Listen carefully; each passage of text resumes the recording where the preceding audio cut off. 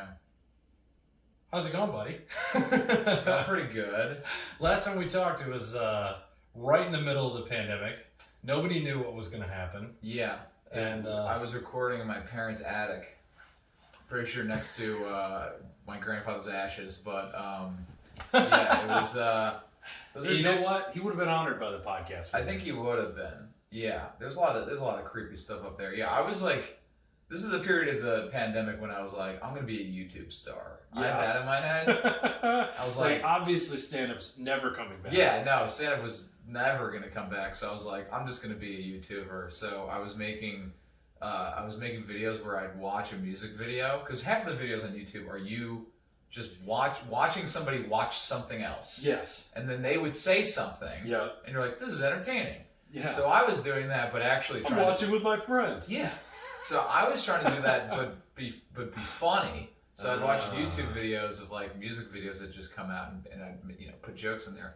And then the only people that would watch that are people who were big fans of the artist who I was reviewing, and they were not happy with what I was saying. Definitely not happy. They came after me. Yeah, I got so many dislikes on videos. What were you saying that fired them all up? I don't know. I was whatever. I don't know. I was just making fun of people. I was having fun, and like people go on YouTube, like Billie Eilish fans.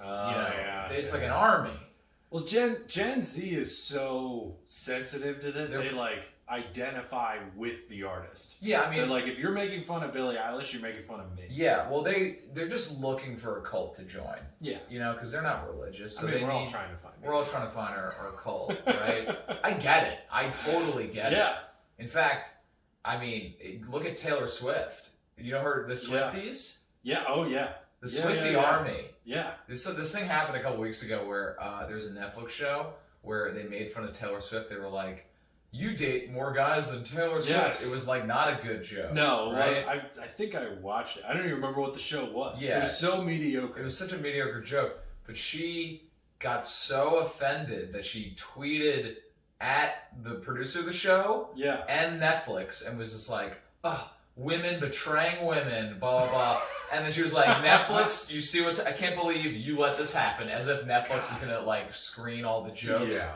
Right. But then doesn't Taylor Swift realize that Netflix is putting out thousands of hours of content every single day? And they're like, we got to make sure this all goes well with Taylor Swift before we do anything. Yeah. Right? But then what's interesting is that the person that was the producer of the show, it was a person of color. So then an army of white children on Twitter started attacking this producer, director, writer. Oh my God. And they just went after, and she just lets them loose and like is like, I see no consequences. Just lets her army of children attack. They were like, you need to kill yourself. They're like, they were going nuts, and I respect that. But that's kind of what happened to me, where I make a video. Taylor Swift came after you. Her army, they'll find you. And they have all these, they have all their groups on Facebook, and they're like, cancel this piece of shit. And then they'll like, one or two would like comment on my Instagram post. They'll find me. And be like, we saw what you said about Billie, you misogynistic, whatever. Yeah. I wasn't saying anything bad. I was just saying that her music sounds like, Satan worship. But that's all, Who are you, my parents? Yeah, it's just, she has a music video where the entire, have you seen music videos? Yeah. There's a music video, she drives a car into the ocean. Yeah. That's the whole music video.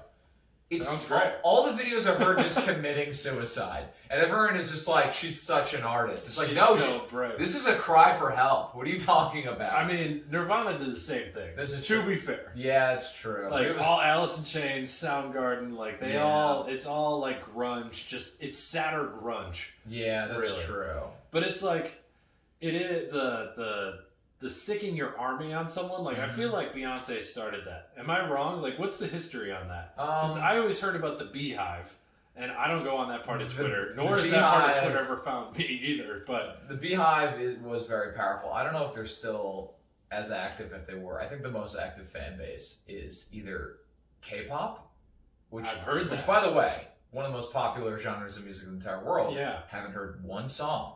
I can't tell you one K-pop song. I get like clips, and like when the news is like, this is the most popular song, and I get a clip, and I go, cool. I'm like, I've never heard it. Apart from Gangnam Style. It's just pretty people dancing. That's the whole music. Yeah. And they weirdly look like men and women at the same time. In fact, that's in Korea. You're very attractive if you look like a woman. Really? Yeah. If you like, I mean, I think the men wear makeup there. They're very handsome. I did know that the men wore makeup. So do the women try to look more feminine than that, or do they meet in the middle? I think every woman in Korea just a butch lesbian. No, I don't think it works on that. I think they're just kind of I think they're just going toward the same thing. Just androgynous person. They're just trying to be pretty. Interesting. Both genders are trying to be pretty. I just they could do whatever they want. I don't really care. I feel like it's gonna end, but then I feel like I'm also the old man that's like, it's a phase. It's not a phase. Yeah. I don't know. Is the country going through a phase? To be fair, I mean, I don't know. I never listened to the music of the age I was. I grew up listening to Bruce Springsteen. When I was in 3rd grade, everyone was listening to music that was coming out in 2003, 2004. I was singing Bruce Springsteen songs. I had a job. I had a girl. Yeah. I had something gone, mister, in this world. I was in 3rd grade, just been they closed down the factory. And they're like, what are you talking about? We're listening to the Black Eyed Peas, They're all let's get it started. I'm I had a job down by the river. That's all I was listening to. I'm oddly the same, except flip out blue collar music for Pink Floyd and Talking Heads, 80s stoner music. That was what my dad was listening to. And every once in a while he'd throw Ben Folds in there, Dave Matthews. Yeah. And he was a big grunge guy. We listened to Nirvana and Alice in Chains and stuff. But until 7th grade when I got into emo, I was just listening to whatever my dad listened to. And everyone that was listening to Black Eyed Peas, I was like, this music sucks. Yeah, it was I was the Pink Floyd fanboy before. Did you wear the shirts? Were you the kid who had and there was always a kid in middle school who had the Dark Side of the Moon shirt. No, I didn't. No? I never had any interest in wearing the shirts of my dad's music. Okay. Because he would just put it on. It was we either listen to NPR or we're listening to Pink Floyd, and he was a single dad for a year and a half, so I didn't even have a mom to tell him to turn off the Pink Floyd. Don't do that. Yeah, it's we can't listen to Dark Side of the Moon while watching Wizard of Oz for the 3rd weekend in a row. That wasn't. Yeah. My dad had all the freedom to watch that. Somebody should have. And the weird thing was, my mom loves Bruce Springsteen, so that's all I six discs in my mom's car, just all the hits, the B-sides, everything. So that I've listened to Bruce Springsteen a lot. Yeah, classic rock, Beatles. Yeah, a lot of Led Zeppelin. The Who. My first concert was Paul McCartney's. Second concert was The Who. So this is where it comes out that we have the same dad. We're actually brothers. Yeah. And I mean, that's but that's a certain type of upbringing. I don't know. Would you suburban upbringing, Midwest versus East Coast, and that's the only difference, really. But, I'm curious, if Twitter was around when The Who and Led Zeppelin and all those classic rock bands, would they have had their armies? Are people more sensitive now, or is it just a matter of the fact that they had the opportunity to yell at each other now? Yeah, no, I think, okay. Well, we know that, the Beatlemania was, insane. Where they have, people, you ever watch the Shea Stadium concert where women were just actually broken down. And, you couldn't hear the music. Sound system was so loud, enough. At the sight of 4 average-looking British men, they were collapsing into puddles in Flushing, Queens. Yeah. So they saw that bowl cut, and that was it. First of all, John Lennon, if you ever watch that, John Lennon is 23, 24 years old. He looks like a 43-year-old man. Yeah. Stuffed into it's all the acid. Yeah, that's so, and that was pre-acid though. That was right. Yeah. That was pre all Life was harder back then. That was pre Sgt. Pepper. So I think it would have been worse. I mean, the Rolling Stones, it would have been the same thing. It would have been the same thing. They would have been. It might have actually been worse because back in the day, people were a lot more segmented in the music they listened to. There was that whole disco sucks movement. Yeah. Where they would burn disco CDs. And now you're probably someone that listens to many genres of music, right? Yeah. You're not just like, I'm going to listen to this, and anyone who listens to that is a piece of shit. Yeah. You know? So back then they probably went harder than we would in terms of our, music we listen to and how we represent it and defend it or whatever. Well, it was like growing up, it was always like we were listening to the rock station because they would play one song of 80s, one song of Metallica, and then like 3 new songs. So my dad would deal with the new songs, I would deal with the the old stuff, and then we'd both deal with Metallica, and then it'd go to commercial. But now with Spotify, it's like I'll throw in my Discover Weekly, and I'm getting like emo rock from 2004. New metal from 1999, like Slipknot, Linkin Park, and then like Dua Lipa is my fucking playlist. Just put Levitating in there. Yeah. And it's like I guess I have to give Spotify credit. Yeah. Because like I guess I have to give my brother credit for Dua Lipa, but it's like because he got into her, he's got a huge crush on Dua Lipa. So very attractive. I'm in love. In fact, I made a video about her too. She had this Everyone's making videos about her. I made a video about her. She did a video where it was just her exercising in like a one piece that barely was covering her. Okay. And I made a whole video on that. And it was hard to contain my, it was an awkward video. I probably should delete it, actually, now that I think about it. I probably wasn't something I should leave up. Most of your followers are children too, so maybe it's not a good idea. I should probably go delete I'll link it in the bio. Yeah, Physical. The name of the song is Physical. Yes, I know. Yeah. But it's like, I guess I have to thank Spotify that I'm just hearing so many different types of music. Like, I'll listen to EDM that goes like super hard, like dubstep, and then just like dance music, and then metal when I'm running, and then just like rap when I'm hanging out. And it's like, but I wouldn't be able to do that if I was sitting here with a bunch of CDs. Like, I never would have went and bought like Anderson .Paak's CD if I could buy it. But instead because of Spotify, I was like, fuck, I'll check out Anderson .Paak. And then I was like, oh, he's really good. Oh shit, he's got that thing with Bruno Mars. Oh, that's really good too. So, I mean, that's why I don't really, I'm never going to get into Twitter beef with somebody, I don't understand, the identifying with the artist thing that we were talking about. To bring it full circle, I don't understand Billie Eilish is me. I am Billie. Yeah, I mean, I don't know. I don't get it either. I mean, I do tweet. I criticize Taylor Swift every 3 days. I have an anti-Taylor Swift tweet going out there. That's really just to piss off your friends. I mean, it's so infuriating. You're targeting that at one person. No, it's the whole fan base. I can't stand it. They're so okay.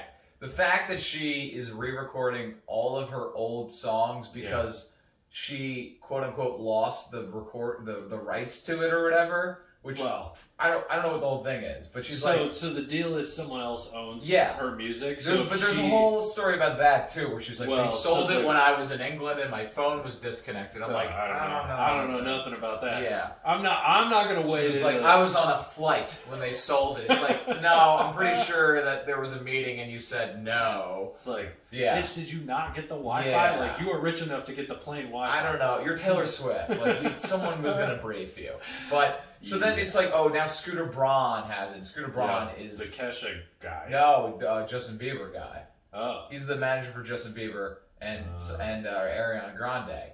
Well, didn't he used to manage Kesha, but then there was a whole, Oh, no, that's a different guy. That's a different guy who allegedly, Allegedly, because he can't... Yeah. It's all allegedly. He's gonna find this podcast. Whatever. He was doing something he probably shouldn't have been doing. I take Kesha's side, by the way. Free Kesha. Agree. I love Kesha. Kesha's great. She's another person. Never would have looked her up without Spotify. She's got one thing and she does it well. Yeah, and she was just being the hoariest person you could be. But also a dork at the same time. Yeah, I know. But she has that song where she's like, "I brush my teeth with Jack Daniels." Yeah. And then she has that song there's a place downtown, and basically they put dicks in the wall. You can it was oh, this is on the nose, but it was very she knew what she was doing. Yeah. But I like Kesha. I've seen Kesha live. Wow. Yeah. So that was fun. But with Taylor Swift, she's re-recording all of her music. Yes. Right. Yeah. And she's selling it to her fan base. her re-recordings sound the exact same as her previous recordings. Those fighting words. They are the same recording. And she's like, hey, Swifties. Those fighting words. Hey, Swifties. Not to me. Just saying. Hey, Swifties. I just re-recorded all these songs, and guess what? You get to buy them all over again. And but they're is just anyone like, actually... oh my God. Hold on. No, they do. They buy the deluxe. Is anyone buying? Yeah, they do. Okay. It's the merch. She has merch, and like, this is a platinum. I know someone that bought 5 different vinyls from her. They're all the same music, but each vinyl had a different note in it from Taylor. There's like 6 notes. You have to collect them all. That's a lot. I think she did that with CDs too. She does it with all of her stuff. Like my ex, I think, was like trying to convince her friends to all try and buy CDs with the other notes so that she could read them all. Yeah. And it was like her diary or something. Exactly. Yeah. All right. It's like you want to read a rich woman's. Like she's so wealthy. Yeah. Why? I don't know why they put her on this. Like she's just like us. It's like no, she isn't. She would never. She wouldn't even be in the same flight as you. I mean, I'm sitting here and I'm like, I agree, but then also I like worshipped 9 dudes who wore like scary masks for 2 years in high school. So a Slipknot. Yeah. Yeah. So I can't really sit here and be like, these idiots. It's like, but you didn't. We all fucking went through it. I know. But were you as indoctrinated into them? Were you like? Have I never shown you the picture of me from high school? I had like hair halfway down my back. Okay. I'll show you the picture show later. Me after. And my friends who are watching this know what I'm fucking talking about. And someday I'll put that picture on Instagram. But so you were okay. I was into it. Like I played the drums. I was like in garage bands, and like I could do like a metal scream, like a legit one. I'm not gonna do one here, but all right. So you're kind of on board. So I get the music fandom, but like I wasn't the Slipknot fan that was like, yeah, fuck Limp Bizkit. Because there was like a whole feud in the early 2000s, like, oh, if you like Slipknot, you can't like Mushroomhead and you can't like Limp Bizkit. And it was like, well, I mean, I don't like Limp Bizkit because I just don't like their music. And I don't say Mushroomhead. That's a low ask. But it's like I'm looking at these two groups of people, like you're the same fucking person. Yeah. It's just you picked a side, and that's how I feel about the Taylor Swift. It's like I get why they're into Taylor Swift. I don't get why they're so angry at everybody who hates Taylor Swift. No, they are. No, it's not even. It's not even if someone. It's like people that she has rumored to have not like or whatever. It's like even not even confirmed things. They'll go and flood that person's Instagram and harass them. Like for instance, John Mayer, who like he like joined Matthew Broussard may have had the best job to John Mayer ever. Look up. For the audience, look at Matthew Broussard, John Mayer roast. Yeah, that was great. I've sent it to a bunch of people because Matt's a good dude. Met him a bunch of times, but what happened there? The story of John Mayer and Taylor Swift is that so when John Mayer was 32 years old, it was like 2009, 2010. He had Taylor Swift, who was 19 to 20 years old. On a song of his, right? Okay. They did a song together, which is nice, right? He was like, "Oh, she's like the Stevie Nicks. She's like the next Stevie Nicks, whatever. Like she's the voice, the singer-songwriter voice. Like she's gonna be amazing. She's gonna be a massive star." So he had her on a song, and then it's almost been confirmed that they probably hooked up, right? Okay, probably hooked up. Was that the right move for a man who's 32 years old? No, it wasn't. It's not illegal. Not illegal, but not the right move. I'm not gonna say I'm a big John Mayer fan. I know. Am I gonna say that was right of him? No, probably shouldn't have done that. I mean, anyway, he did that, and then allegedly. No, I think it's pretty much confirmed because then she wrote a song called "Dear John," and the whole song was just about her, like, it was just Wonderwall. It was just she did her version of Wonderwall. It was her version of Wonderwall, but it was like all about so specific about John Mayer. Like it was like called Dear John, like you were whatever. She was like, my mom thought I was crazy, that you were too old for me, and I'm just a notch in your belt. Like, and here's what I think happened. I think John Mayer and her, like, they hooked up, and then he was like, hey, like, I can't date you because you're 19 years old, child, and I am 32, and we're both famous, and that's not what we should do because we shouldn't even have hooked up. And then I think because she was 19, she I don't know if she actually was heartbroken, but then she wrote the song, and now every time John Mayer makes a post, all of his comments are just Swifties going, don't you think 19 was too young, John? Like just quoting Dear John lyrics. And now he's like 40. It's 10 years later. He's 43 years old. She's 30 years old. Like they're still going after it. And also, it's like I don't understand. Like first of all, it's not even confirmed to. I don't know. It just blows my fucking mind. The lengths that they'll go.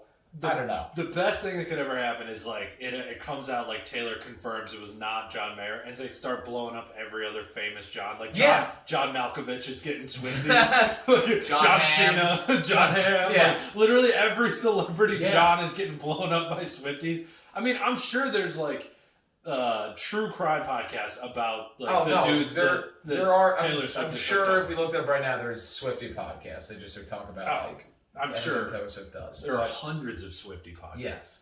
So that's what just drives me insane. It's just like the length. I'm like, don't you guys like have what do you do? You just sit and wait to just put out Taylor Swift talking points around the internet? So that's also where like I go back to the Slipknot thing. A lot of it for me is age.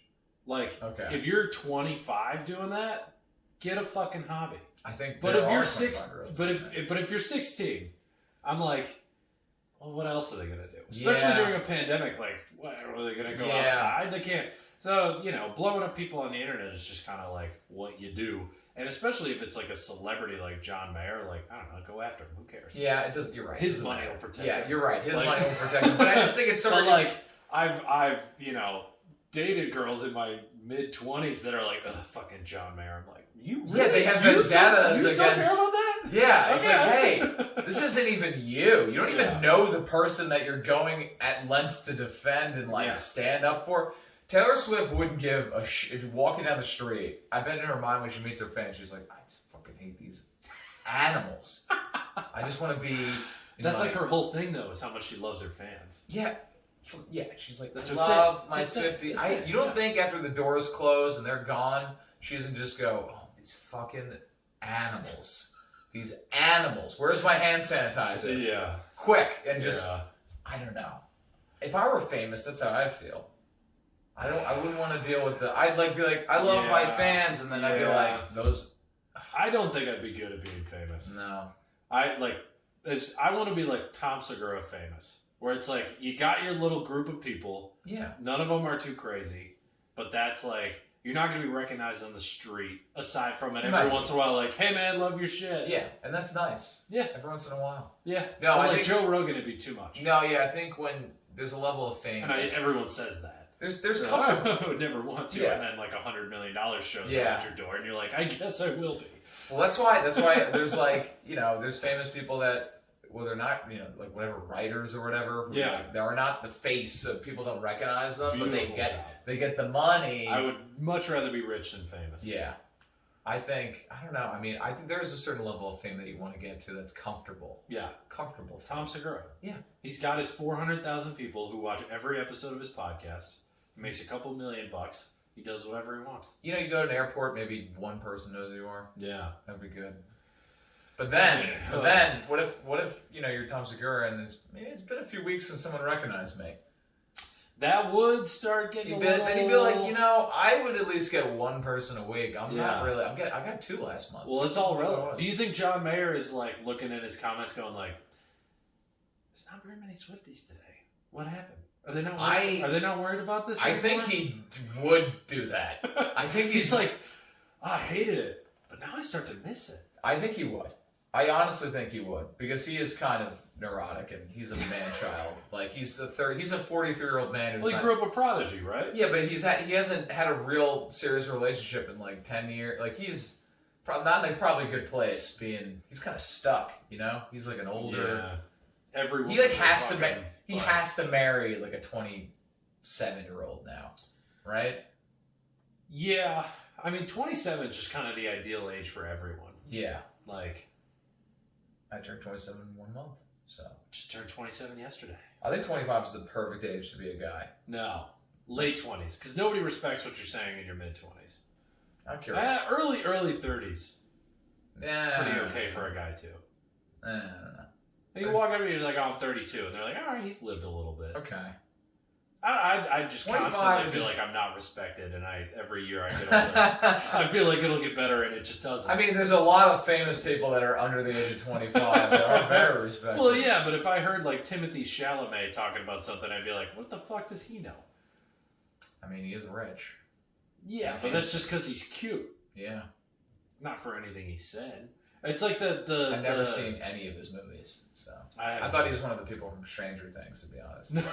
No, he did Call Me by Your Name. Yeah, which is I wanted to bring that up actually. Call Me by Your Name with Lil Nas X.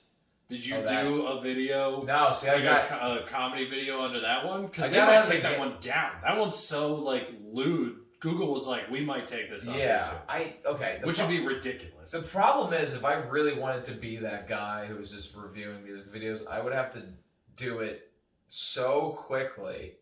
Like you have to as soon as a music video drops, people already have reviews up, and I was also getting like copyright infringement. I didn't know how to do it. Like YouTube was demonetizing all my videos because they're like, you're just straight up like Warner wants to sue you because you literally just screen recorded. It's the new version of pirating a CD. Yeah, I was basically you had to like I don't know. I had to file appeals and just be like, this is covered under parody law, which is if you're reviewing or parodying something. I watched the Nathan For You. Yeah, parody law, But if you're offering critique to something, you can just use it. Right. So I was doing that. So every video I put up. But then what's the line, right? Like if I'm doing one of those and then I'm just like bopping along to the music, and at the end I go, yeah, it was pretty good.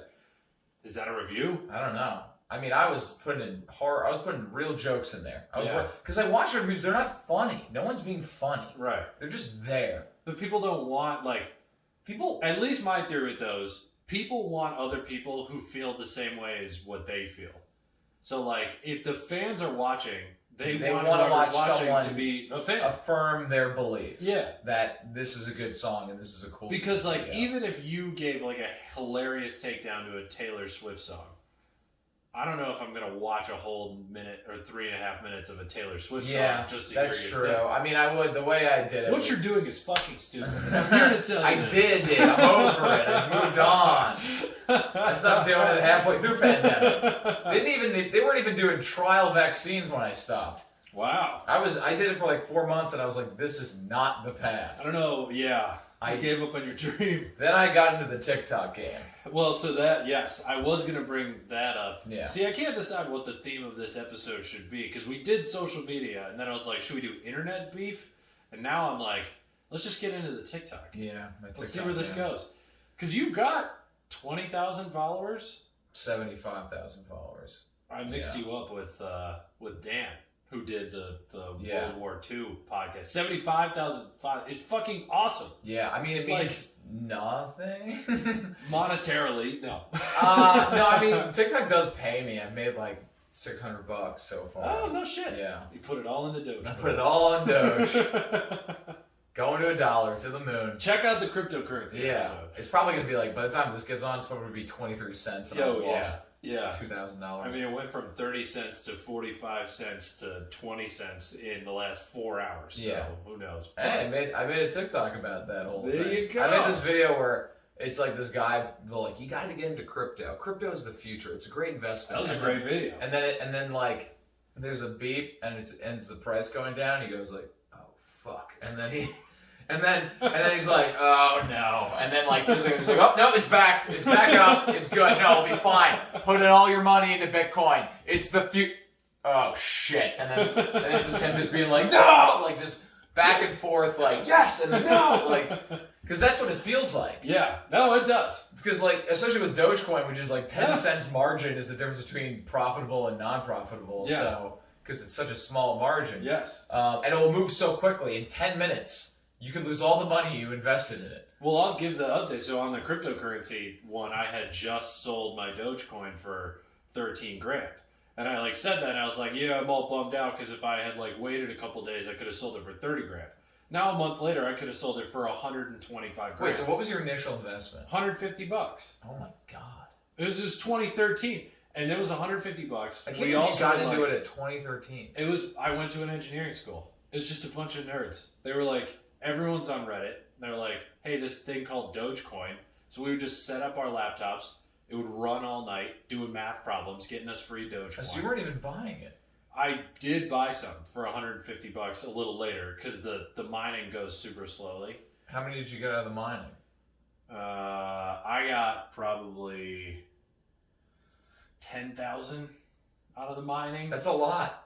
It's a lot now. It's a lot of free coins. Well, now it's all in Ethereum, so it's not really. I mean, it's going up. I mean, I'm not mad. 2013 is 9 years ago. I mean, 8 years ago. That's a long time ago. Yeah, I don't even know. Well, that was so. The thing that pisses me off now is in 2013, my buddy who got us into Dogecoin, he was just going to mine it.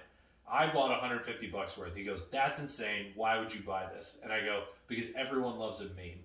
Yeah. And then as soon as it hit 13K, I forgot my own fucking thinking. And then it went up to 40 cents. And I was just sitting here going, everyone loves a meme. Yeah. I nailed it. No. I am a fucking prophet, and I'm too stupid to follow my own advice. I mean, it just... God, it's so funny. It's unbelievable how mad this makes me. I know so many people that owned Bitcoin back then, maybe even earlier. And then they lost it. When it was like $1 or whatever. And they were using it to buy drugs on the Silk Road. Yeah. You know the Silk Road, right? Yeah. The eBay of drugs. And you buy... I will do an episode on the Silk Road at some point. But they had the Silk Road 2, I think, came out. One of them got shut down. Yeah. And, you buy, like, mushrooms, and, like, someone would send you a soccer ball, and you'd be like, "Happy birthday, Billy," and you have to, like, tear open the soccer ball, and inside there'd be the shrooms or something. You mail it to your neighbor's house so that suspicious. It was so sophisticated. But the only way you could buy was your Bitcoin. I had a buddy who was like, he would just spend all... I mean, if he had just not been a druggie, he could have been...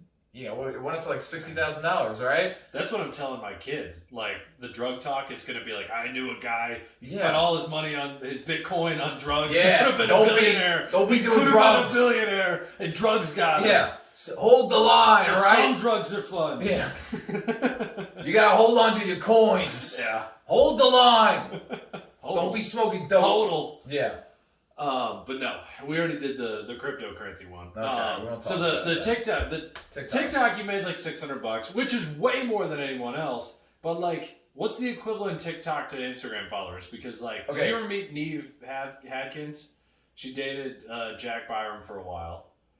Yes, she's got really, like 5 million followers on TikTok. Yeah. And she's got like 300K followers on Instagram. She's an attractive girl. Oh, she's gorgeous. Yeah. She can also sing. Huge Taylor Swift, but like half her videos are singing Taylor Swift. Yeah, I mean, I'll debate her. I'll fucking send her a video tonight. I will fight her. And be like, your belief system is wrong. You are worshiping a false god. Just attack her. You're a puppet for capitalism. It's never gone wrong when a white man attacks a beautiful woman on the send a video unprovoked. Fucking... so what's the equivalent? Because that's my gauge. Like 3 million followers equals 300,000 Instagram. All right, 3 million TikTok equals 300,000. So at the beginning of the year, I wrote down a goal for myself of what I wanted to get follower wise, because I believe that if I want to make it as a comedian, I need to have a presence on social media, because people are not going to find me doing stand up. Maybe some, but not as many that could find me doing videos. So I said to myself, okay, at this point I have like 20,000 TikTok followers. I'm like, I need to get to 100,000 TikTok followers. On Instagram, I want to have 10,000 followers. On Twitter, I want to have 10,000 followers. So 10%. Yeah. Well, Twitter's dead now, so don't worry about that. Yeah, Twitter, I've actually kind of given up on Twitter, to be honest. Trump left and everyone left. It's not fun anymore. No. It's not fun. I mean, people with like 40,000 followers, like Corinne Fisher, will put out a tweet that's like, kind of funny, I'll get like 40 likes. Yeah, that's insane. So what am I doing here? The ratio to the amount of followers you have, like, I think the usage is just, I think it's dropped off because of Trump, honestly. Yeah. People go on and look at the tweets, It's Trump. So, and then, like, one tweet a day gets 300,000 likes, and that's it. I know, we need a new crazy, why can't Elon Musk is kind of doing it, but not consistently enough. But anyway, so, I get all my followers on TikTok from, like, I didn't have like a type of video I was making. I was just kind of making videos, and it's very easy to go viral on TikTok. Yeah. It is the algorithm is the best advertisement algorithm ever. I don't know if it's going to continue to be easy, but back in the beginning of the pandemic, it was very easy because they're having a lot of users join. So they wanted to make every other person go viral so that you get hooked and think, I could be an influencer. Yeah. I could be famous. Yeah. Let me make videos. So the videos went viral. I had like some video where I was just talking about my favorite scenes of the Titanic, which one of those is the scene where the thing's way up in the air. The ship's up in the air, sinking, and a guy at the tippy top decides, I'll jump from here, and he jumps on his way down. He ricochets off the propeller like a missed field goal attempt, and just kind of, spins it into the water. And I'm just like, that is my favorite scene in the entire movie. Like, that is such a great. And then people were like, oh my god, that's great. So I was like, oh, okay, cool, all these likes. And then I didn't take it seriously because I was like, one video, whatever. And then I put up a video. 2 people were breaking up outside of my apartment. So I filmed That's them. awesome. So I filmed them, and what was noteworthy about this breakup was that the guy didn't have a shirt on. Beautiful. And no shoes. He was just in nylon shorts. That's Queens as fuck. Yeah, he was in nylon shorts. His girl got in the car, and then he was like blocking the car, like, babe, what are you doing? Come on. Like, and then trying to open the door, and like she drove away.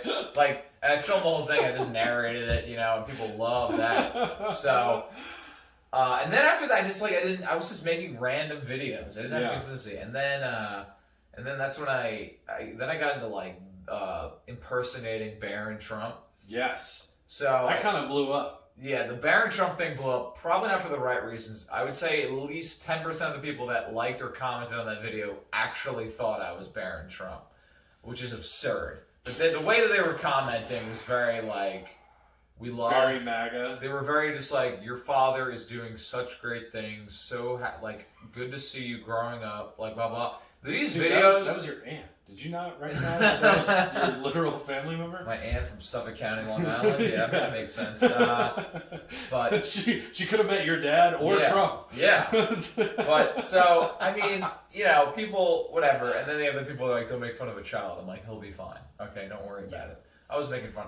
I was like, I had this bit. Nothing you said was that bad. No, I just had this bit that was just like making fun of his circumstances. Yeah, I was making fun of circumstances. Like I had some bit where he was like, "Oh, if a teacher gives me a bad grade, that teacher is no longer my teacher." And then I cut to a sequence of a teacher being thrown into a moving van, with actually a tarp being thrown over his head. And then him my friends are really nice. They dressed up in suits. I wasn't in this scene. I was directing it. Yeah. I had 3 friends, and one of them had a minivan. And I was like, all right, you 2 are going to be the CIA guys, you're going to be the teacher. So I had the teacher walk in. You put some, production value. It was high-quality production value, wow. Yeah. They threw the tarp over his head, they threw him in the van, the sliding door. Oh, it was beautiful. And then TikTok was like, we have to take this down. I go, it's not real. And they're like, all right, fine. They tried to take it down. I was like, you're not taking this down. TikTok is very sensitive. They are very sensitive, and they're like, this is like, you're promoting violence. I'm like, it's a joke, and they're like, I guess you're right. So they kept it, which is very odd because most of the time they would just take it down. Yeah. Anyway, so I was doing Barron Trump impressions for a while, and then I just started making like random videos that would do well. I just like characters or whatever. I made fun of The Bachelor. There was a scene in The Bachelor where this poor girl was parachuting. And she I feel like you're just trying to piss off all of the women you have a chance with. With this Taylor Swift and Bachelor. No, the Bachelor thing was funny. Do you realize who is going to date you? Like the women who like this shit. I know that because I only date the women who like this shit. Yeah, that's true. I mean, but to be fair, like in the Venn diagram of women who like Taylor Swift and The Bachelor, there's a massive common area in that. It's like a big right. Middle. So they're pretty much the same group of people. That's what I'm saying. No, but the thing is, that video, I wasn't really making fun of The Bachelor. I was kind of making fun of the producers allowing this poor girl to just crash into the ground, going like 80 miles per hour on a parachute. Did you see that scene or no? You know what I heard about? Okay, they have I never actually saw it. They did a skydiving thing, and then they had James, and he landed all like sexy, like, oh, that was great. And then the girl's like, I'm doing it. And then for some reason. You know how you're supposed to land like gently, and like kick it and run on the ground? This guy, instead of coming down like this, he comes down like this and just goes, and they both crash, and they hit the ground once, they bounce and then hit again. And it is so ferocious. Oh. That I just did a clip where I was like, all right, I was like being the producers behind the scenes, where I'm just like, all right, have Matt land nice and easy. All right, now have Rachel just slam into the ground as hard as you can. Don't even make it look like an accident, you know. And I cut to that, and it just it worked. It worked video, and then the thing I'm doing now, which is actually getting me my most followers, is I've decided that I am making videos that are making fun of TikTok influencers. Yeah. And in these videos, so there's a lot of videos on TikTok where it's like, found a new brunch spot. Yeah. And they they go through. I went to the cutest place in New York City's Upper East Side. So my girls met me there, you know, like whatever, we had mimosas. Do you know every time I go out to dinner, it's because my girlfriend found one of those places on TikTok? Exactly. Yeah. So it makes sense. Yeah. So no, she loves your videos making fun of those. Yeah, so I do that. So that's like the thing where I pretend to be that type of person, but then I review things that are just really shitty. Like I was in the South a few weeks ago and I saw a Waffle House. So I was like, brilliant. I was like, I found this great new brunch spot called Waffle House Day. And then I was like, I feel really safe here because everyone has a gun. And then I'd be like, I took this cute Instagram picture of a waffle right after I got all the cigarette ashes off of it. You know, I make this person seem like they're trying to make this look awesome, you know? I did the same thing for TJ Maxx, and then I did it for, which I called TJ Maxwell's. Yeah. And then I did it for Dollar Tree, which is Delore Trias. Right. And Delore Trias, that's my favorite one because I have this. That was a great one. I have this one line about how all the toys there were made for children by children. And, yeah. It takes a lot for me to like laugh out loud at a TikTok. I was like, "Yep, there it is. That one's excellent. Yeah, what a line." But and then you know what's so funny? People the crazy thing about TikTok is they don't understand. See, I don't label it. I don't say this is a TikTok. I don't say I'm making fun of a TikTok. Is it your page, Chris Barnes Comedy? It is, but people are dumb. They don't read. The same reason why people actually thought I was Barron Trump, because it's like. You never hear of Allegory of the Cave, Plato? Yes. Where it's like, the things you are seeing are real. You don't question them. You think the shadows are the real animals in the trees. Some people go on TikTok and everything they take it on face value. They don't think, about irony or joking or whatever. I mean... So, that's like at least... Are we just now realizing America's dumb? I know this. I feel like China made this app just to show us this. I know. It's so embarrassing, the fact that they're watching this and being like, Americans are so dumb. I mean, I would pay a lot of money to see what's on Chinese TikTok. I think that would be wild. I know they're so restricted over there. They probably can't do anything fun like us. They can't impersonate. It's a lot. I think it's a lot of dancing. Yeah. So I wanted to bring up that because I remember that specific line, and I went and read your comments, and I was like, people are getting mad at this. Like, well, I was thinking about it in a larger sense of like.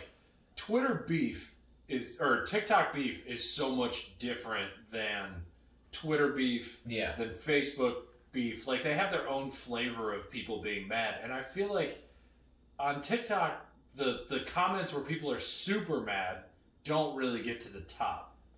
Well, because a lot of the people, what's nice about TikTok is that like there are idiots who are gonna like be mad and write comments, but then there's an army of people that will fight them.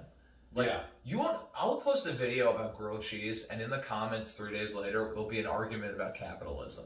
And people, people love to fight in the comments. And what I think is so funny, because I made videos. I guess I don't read that far down to get to this. You gotta keep clicking see more replies. They go on forever. Right. So but what's funny about that is that I'll make a video, and it'll be ridiculous, and people get into fights. And they keep the fights going for days. They'll keep responding to each other. And what's so funny is that every time that they want to go and write something else, they have to come back to my dumb video and watch it again when they're like, this guy called me a cocksucker. Wow. I need to get him. And then as they open it up, it's me just being like, so I found this brand new brunch spot, every time. So I found this brand new brunch every time. Another view. Yeah. He called me a libtard. Open it up. So I found this brand new brunch spot every time they open it up to go comment. Whatever. That's awesome, though. I know, it's great for my views. So the difference between TikTok beef and Facebook beef or Twitter beef, the app doesn't amplify it. It tries hard to kind of bury it. No, I mean, Because, like, I would have to try to find people fighting about libtards in the comments by clicking see more 100 times. Because it's always, like, those comments are never going to get likes. Yeah. They're always going to put the highest. Ones, it's like Reddit. You got to really go in there to find. To look at all this stuff. It's messy. It gets messy. Yeah, like it's hard to read and whatever. Like people are tagging the wrong people all the time. It's like the iceberg that sunk the Titanic. Yeah. Pristine on top and then just gets real dark underneath. Yes, absolutely. But I mean, honestly, the sad thing is I discovered that I need to make videos that are somewhat, at least mildly controversial. Yeah. Because that's what gets the, like, people commenting. Can't be too safe. It's gonna be, but it shows the algorithm that this thing's worth conversation. Yes. So the videos that have the most controversy but get likes are the ones that do the best, because it's like people keep coming back to this. So like, they want to piss people off. They really do, because it gets people engaged. So now every video I make, I have to say something really messed up in it. Or at least somewhat messed up. So I was telling you about a video I was thinking about doing. With the new quarterback for the Jets. I don't want to say the joke, but you know the joke. And I'm like, so on a scale of like, my grandmother could hear it too, it's the worst thing I've ever heard in a comedy club. Yeah. It's a 4. Yeah. Like, but on TikTok, like, and I don't know what the scale is anymore. All right, I'm not gonna say the joke, but I'm gonna tell you what the joke is about. All right, it's about it's kind of a 9/11 reference. It's a very tame 9/11 reference. But you know what? I wonder if COVID will make 9/11 a little bit less intense in terms of people getting offended. Because to be honest, more people are dying of COVID, or were at least every day in New York, than that day. So do you think that maybe, like, because in New York, 9/11 jokes were very just like, people in the audience, if you ever told them, they'd be like, that's not funny, you know? Right. But, you know, now the combination of it being almost 20 years ago, plus the fact that the entire nation went through tragedies every single day for the past year, do you think people will be a little less sensitive about it? Well, so here's what I think is the bigger factor. Okay. 3/4 of people on TikTok weren't alive when 9/11 happened. Which is scary. Terrifying. Absolutely terrifying. Which is also good, though, because they don't have an emotional connection to it. That's what I'm saying. So I take back what I said outside the club. You should go for it. And you can always delete it. Or TikTok will take it down for you. Yeah. Now, the problem is that I put a lot of my videos on Instagram. And that's where your family sees it. That's where your family sees it. So that one's going to be a little bit more... Yeah, that's true. Well, so have you gotten to the point where it's so controversial that people are duetting your video? I've had a couple... To fight with you? No, not to fight with me. So that... do you know Stephen Pratt? I love talking about that. For the audience, he's been on this a bunch of times. My other podcast with him, we have like 6 episodes. It's me, him, and Chris Ryder, called the Street Workers Podcast. You can go check it out if you want. Mm-hmm. But he put out a video where I feel like I'm gonna botch this joke. Do you have it memorized? Because you could do it. I've watched it a lot. I've sent it to a lot of people. I've sent it to a ton of people. I've showed it to strangers on the street. It's essentially saying, like, women, if you are going to make me wear a condom when you're on birth control, then I better see you wearing a mask after you get vaccinated. Yeah, I think it was flipped, though, which was... Wait. Yeah, that was the gist. I think it was just saying, like, wearing a mask after I've been... it was what you just said, where it's basically like, I shouldn't have to wear a condom if I'm on birth control or whatever. But the problem with that is that the way that he delivered the joke was not very obvious. Mustache. It was not very obvious that he was trying to be funny. And he looks like the enemy. He looked like he put it up there. It was not well lit. You know, it was like a very. That I want to get into, because that's a huge factor. It wasn't well lit. It was dark. It was like raining behind him. Yeah. He's got a deep voice. Deep voice. He had a mustache. Dark hair. Didn't smile at any point. Didn't tell anyone he's a paramedic. He. That's part of it. He needed everyone to know he's a hero. And then they wouldn't have gone after him. And it was also so short. It was there was no meat on it. 10 seconds. He just made, it was a statement. It was him. Yeah. It was just him just saying, you're gonna make me wear a mask after I get vaccinated, then I'm not wearing a condom if you're on birth control. Essentially, yes. And then ended the video. That's it. And then it looped. Yeah. And then it loops, so people have to hear it 4 times in a row. So the rage can really build. Right. And then if you go to the comments, what's crazy about that video is it has like 2.7 million views, like 14,000 likes. Yeah. Not a great ratio. Not a great ratio. The ratio's awful. Not a great ratio, and then some of the comments have more likes than the video itself. Like there's comments that have 200,000 likes. Well, so this is the thing that I wanted to talk about that happened is there is a whole now TikTok lane of women threatening him via duetted video. And I don't know if you've seen those. You know what? I looked at the comments, and the comments are crazy. I need to go look. So at you click on the sound, yeah, and there are hundreds of women standing there holding axes, holding guns, just looking menacingly at the camera while he says that. That's all they do. 40,000 likes. I'm sure 100,000 likes. I'm sure there were 2 women that were sitting at a table, and this one got like 200,000 likes, where they duetted his thing, and then they each took their birth control and then put on their mask. And so that was kind of like a funny, haha, fuck you. Like, wow. I thought that was a great video. Yeah. But the rest of them are just like every woman is threatening him. Yeah. And because they keep using this sound, TikTok keeps promoting the original video, so it keeps making more videos of women threatening Steven. So it's a never-ending... It's a never-ending cycle of women threatening Steven, and it's the wildest thing I've ever seen. So then I looked... So he never... Okay. I remember when that went down, because it happened in, like, January, maybe? Or, like... Yeah. So, like the depths of winter when nobody had anything to do. So I remember I was talking to my buddy... Zach, and we were just like, you should probably delete that, because if he deletes it, the sound goes away. Like, he has so much power in deleting it. And he's like, he kept it up, which I kind of respect, but at some point, there's beyond diminishing returns. Like, at this point, you're only getting negative press from this or anything. Right. So I would have deleted it, but he kept it up, and I respect that. Well, and then he kept making videos. Yes. And which I also respect. He kept making videos, and then the comments on his videos, for his new videos, which a lot of them were funny. A lot of them were funny videos. Yeah. Didn't matter. Nothing to do with massive Didn't matter, because people would come in and be like, insert that comment about him, like, well, maybe you should fucking, put on a mask, or, they were trying to get him. Yeah.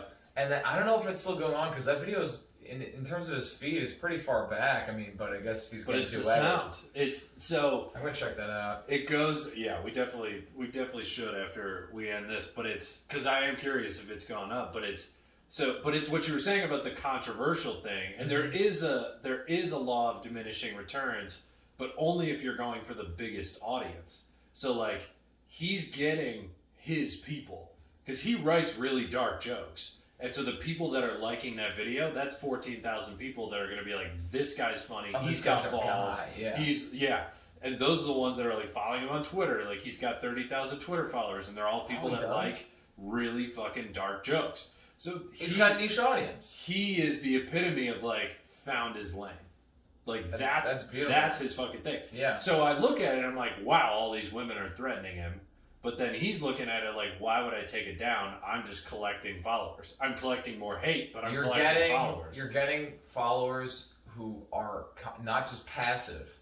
They're people that actually like your type of humor. Yeah. And that's almost more valuable, to be honest. Yes. Because I'm getting followers that have nothing in common with each other. Yeah. I'm getting 47-year-old women who watched my TJ Maxx video and were like, oh, I sent it to all of my ladies in the yoga class. I think you would kill it with suburban moms. I had a sugar mama offer last week. Ooh, there you go. She was offering. Who says TikTok doesn't pay? She was offering to pay me $600 twice a week. I was like, why didn't you just say $1,200 once a week? She can do math. She just wanted to pay in $600 increments. I'm not sure if that was per visit, but She was. I mean, I did You're the math. a cute boy, Chris. I did the math, and I'm like, I could quit my job. Maybe I'll just. You could easily quit your job. Be a sugar mama. The issue is you got a new job, which is catering to this. How old was she? Only if I get on her health insurance. She didn't look that old. She looked like she was in her late 40s.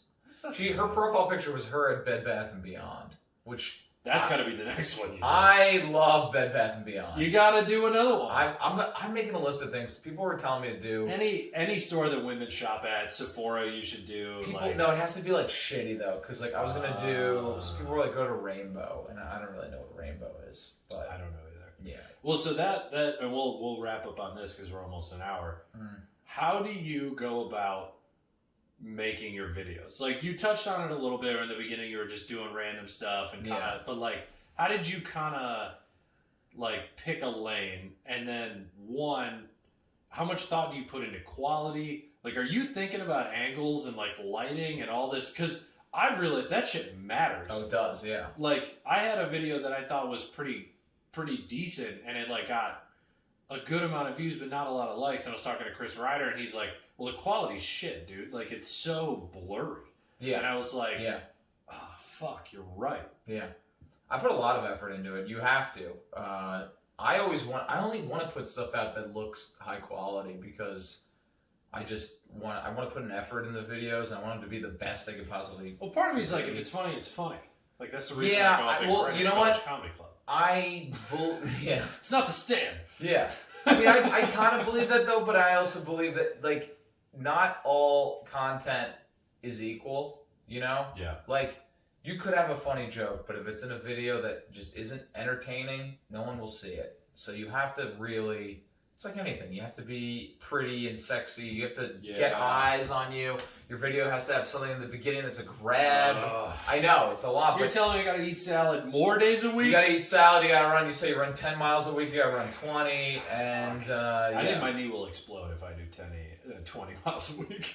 I'm really pushing it to the limits here. Yeah. I don't know if you watch the Formula One show on Netflix, but I am like the fucking Williams car. It's not going anywhere. You're gonna get a knee replacement at 33 years old. 100%. Yeah. Look at it, stem cell surgery or injections or whatever. PRP injections. Platelet-rich plasma. I gotta look into that. Yep. So you're like really thinking about it because that's the other side of me where I'm like, something that's blurry and funny, it's got to be so funny. It needs to be. But if it's high quality and kind of funny, then people will like give it a like because like honestly, that's the thing though, because like if your video is brightly colored and nice and intriguing, it doesn't need to be that like. Humor on the internet doesn't need to be that good. It just needs to be like it's content. It just needs to be the most common denominator of like you could say something like, a very common thing that everyone agrees with. Pizza's amazing. Like, I agree with that. Not very funny, but whatever. Right. But I don't want to be like that. So I want to be, I want to make content that's funny but also high quality.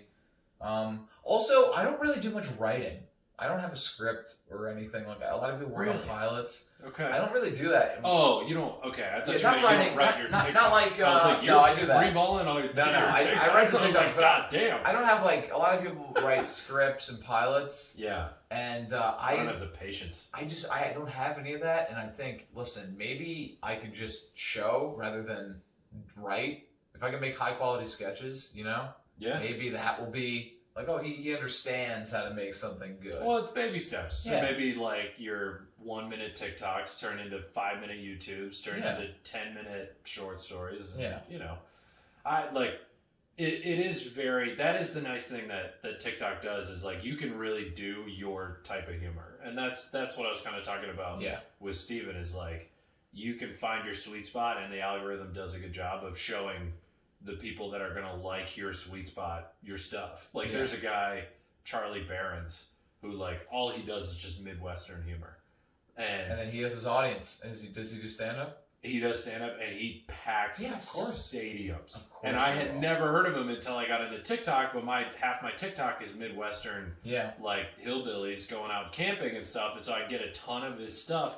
And then I was talking to Kelsey Clare. I don't know if you ever met her, but... she used to be here. She moved back to Wisconsin, and she goes, dude, he's huge. Like, everyone in my family worships that guy. And I was like, I have never heard of him until TikTok. And he's huge on TikTok. I bet if he looks at his map, it's all Minnesota, Wisconsin, Michigan. Yeah.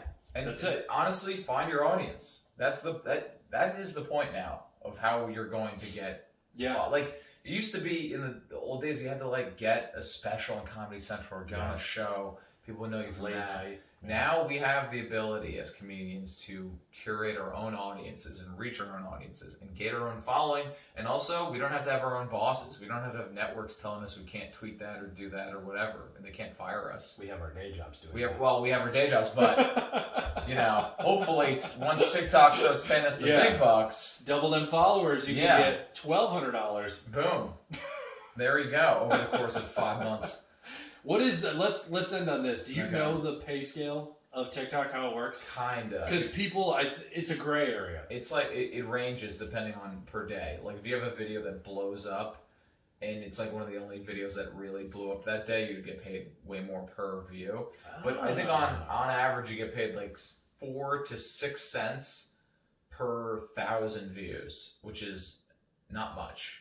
No. So you have if you have a video with 1 million views, let's say 5 cents for math's sake. Yeah, you're getting what? Like $50? Is that how it works? A million divided by 20 is.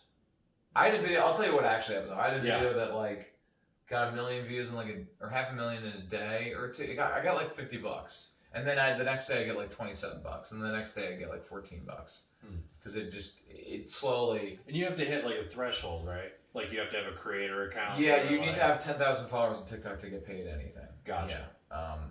But that first 10,000 is the hardest to get, supposedly. Unless you just really blow up with your first video. Right. It can be like my growth from 0 to 20,000 took a while, but from 20 to like where I am now took a few months. Right. So. Yeah, and it's probably practice. Like you kind of get to know what's going to work for you. And you also make videos that you love that just bomb. Oh. And they bomb, and you get so angry, and then I would repost stuff that didn't work, and it would bomb again. I'd repost it a third time, it would bomb. Every once in a while, I'll have a video that will bomb once, and I'll repost it, and then it'll do well, and I'll be like, okay, maybe reposting is the way to go. But when a video that you love just doesn't work, and then the most infuriating part is the funniest thing that I've seen on TikTok ever is a kid who tried to chug a can of hard seltzer, and then he threw up, belched, and then crashed into his garage door. And it makes me laugh so hard. Yeah. And I literally said to my girlfriend, I was like, I will never write something as funny as this. Nothing I ever do will make me laugh as hard as what this kid just did. And he's going to be a millionaire now. Yeah. But all because of that, because he got 2 million likes in 6 hours. Yeah. Yeah. I saw this. Unbelievable. I'm going to go angry comment on his shit. Please do. Start hey, a riot. Fuck you. Some people work for this shit. Get a job. Yeah. Stupid kid. All right. We're at an hour. Perfect. But I feel like this was a good discussion. I feel like I understand TikTok a little bit more than I did before. It's, I'm still trying to learn it, you know? I've given up all of my personal information to China so that I could potentially be famous. Hey. It was going to happen. It was going to happen anyway. I'm just expediting the process and trying to get some followers in the meantime. Yeah. Yeah, got to please the Chinese overlords so that when they take us over, they'll be like, well, he talks to the white suburban women, so I'll be your Baron. Keep him. Yeah, exactly. I'll be your Baron, all right? I'm going to bring Trump back. I'll play his son. Let's Beautiful. do it. Yeah. Beautiful. Where can people find you? You can find me on Instagram at Christopher Barnes, and you can find me on TikTok at Chris Barnes Comedy. Bold move not having them the same thing. You can't because character limits. I couldn't. So my Instagram, I wanted to have the at Chris Barnes, but that's a common name. Somebody in Florida who posted one picture of a dolphin in June 2011. Got the same thing with the kid in posted it. Fucking Texas. Never hasn't posted ever again. Nope. And I DM him every few months drunk, and I'm like, "Give me your handle. I'll pay you $7,000. I'll give you all my Doge. Yeah, I'll give you all my Dogecoin." And then Then there's this guy on Twitter who has the at Chris Barnes who I actually harass like all the time, and he sees it because he's active. I'm like, "Give me your handle." I'm like, You're a technician in Indiana. You don't need at Chris Barnes, all right? Nah, he's doing it just to make you mad. Then I found his personal Instagram account, and I liked whatever. I got way too into it. I know all about this guy. Somebody had some time over the pandemic. Yeah. So yeah, then my Twitter is at Chris Barnes NYC. Jesus, man. I know, it's all over the place. It's so anti. You gotta throw an underscore in there? No. At Chris, all of them are at Chris Barnes the beginning. Yeah. So, that's perfect because when you look me up, I'll pop up first. Me and then the lead singer of Cannibal Corpse because his name's Chris Barnes. There you go. Yeah. I didn't know. I'm just surprised you didn't bring up because that's like your genre. It was another Slipknot hate. You can't like Cannibal Corpse. There you go. You like Slipknot. I got Corey T Comedy for all of it, but it sounds like a clown name. Like I'm going to Corey T Comedy. Yeah. Is it Corey just the consonant T or T-E-E or something like that? Just the consonant. Okay. Just the initial.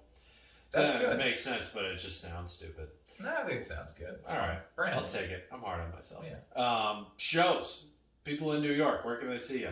I mean, with pandemic, I don't know. Probably at the Tiny Cupboard. Take the Tiny Cupboard. L Train.